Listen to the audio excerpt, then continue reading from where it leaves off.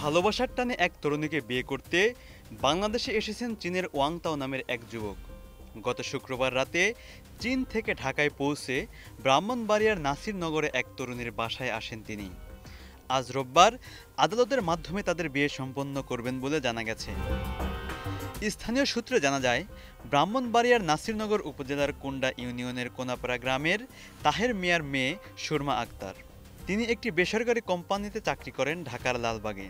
ওয়াংতাওয়ের বাড়ি চীনের হুয়ানান প্রদেশে। তিনি ওই এলাকায় ইয়াংচাও এর ছেলে। সর্বশেষ শুক্রবার রাতে ঢাকার শাহজালাল আন্তর্জাতিক বিমানবন্দরে আসেন ওয়াংতাও। এরপর চীনা যুবককে নিজ বাড়িতে নিয়ে আসে সুরমার পরিবারের সদস্যরা। সুরমার পরিবারের সদস্যরা জানান, গত ১.৫ মাস আগে ওয়ালটক নামের একটি অ্যাপসের মাধ্যমে সুরমা এবং ওয়াংতাওয়ের পরিচয় হয়। এরপর ধীরে ধীরে তাদের মধ্যে প্রেমের সম্পর্ক গড়ে ওঠে। দুই পরিবারের সম্মতির মাধ্যমে তাদের বিয়ের বিষয়ে ঐকমত্য হলে চীনা যুবক বাংলাদেশ চীনের দূতাবাসের মাধ্যমে দেশে আসেন। এই ঘটনা এলাকায় জানাজানি হলে ব্যাপক চাঞ্চল্যের সৃষ্টি হয়। পরে বিপুল সংখ্যক মানুষ চীনা যুবককে এক নজর দেখতে সুরমার বাড়িতে ভিড় জমান।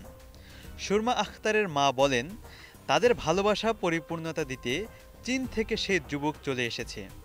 ওই যুবক কোনো ধর্মেই বিশ্বাস করে না। মেয়েকে বিয়ে করে প্রয়োজনে ওয়াংতাও ইসলাম ধর্ম গ্রহণ করবে। রোববার ব্রাহ্মণবাড়িয়া জেলা জজ আদালতে মুসলিম রীতি মেনে সুরমাকে বিয়ে করবেন চীনা যুবক। Kunda beat officer SI Mohammad Jahani Alam জানান, চীনা যুবক নাসিরনগরে আসার খবর পেয়ে আমরা ঘটনাস্থলে গিয়েছি।